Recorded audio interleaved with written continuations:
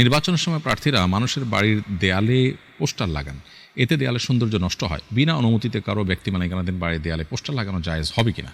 উত্তর হলো না। বিনা অনুমতিতে কারোর বাড়ির দেয়ালে পোস্টার লাগানো এটা অনুচিত, এটা নাজায়েজ কাজ, এটা তার অধিকার লঙ্ঘন করা। আমরা আমাদের এই গণতান্ত্রিক সমাজে বিশেষ করে এই ধরনের কর্মকাণ্ডকে কোনো অপরাধ মনে করি না, যেটা খুবই দুর্ভাগ্যজনক বাস্তবতা। আমি আফ্রিকার উগান্ডার মতো দেশে দেখেছি যে সেখানে নির্বাচনের ঠিক আগ মুহূর্তে আমরা গিয়েছিলাম, সেখানে তারা কোনো ওয়ালে বা ইয়েতে সাধারণত পোস্টার লাগানোটা আমাদের চোখে খুব একটা পড়েনি, বরং নির্দিষ্ট জায়গায় তারা পোস্টার লাগাচ্ছেন। তো আপনি মনে চাইলেও কারোর দেয়ালে পোস্টার লাগালেন, মনে চাইলেও কারোর দেয়ালে আপনি দেয়াল লিখন করলেন, চিকা মারলেন, অন্যরা অনেকে মারে সে যুক্তিতে আপনিও মারলেন, এটা কোনো অবস্থাতেই উচিত নয়, গ্রহণযোগ্য নয়।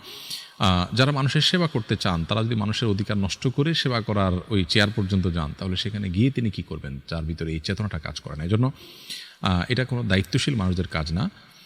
সন্দেহাতীতভাবে আমাদের রাজনীতিবিদদের বা আমরা যারা পোস্টার লাগাই, এমনকি মাহফিলের পোস্টারও যদি হয়, সেটাও যদি কারো ওয়ালে লাগালে তিনি অসন্তুষ্ট হবেন মনে হয়, তাহলে সেখানে লাগানো উচিত নয়। কোথাও যদি কেউ পোস্টার লাগাতে নিষেধ করে থাকেন, লেখা থাকে, তাহলে তার সে লেখাকে আমলে নিতে আপনি বাধ্য, না হলে আপনি তার অধিকার লঙ্ঘন করেছেন এবং আল্লাহর কাছে এর জন্য জবাবদিহি করতে হবে। আজকাল হয়তো এ ধরনের বিষয়ের জন্য আপনাকে জবাবদিহির মুখোমুখি হতে হচ্ছে না, কিয়ামতের ময়দানে আপনাকে ঠিকই জবাবদিহির মুখোমুখি হতে হবে। এখন বিষয়টা ছোট মনে হতে পারে, অথচ আল্লাহর কাছে সেটা অনেক বড় বিষয়ে পরিণত হতে পারে কিয়ামতের দিন।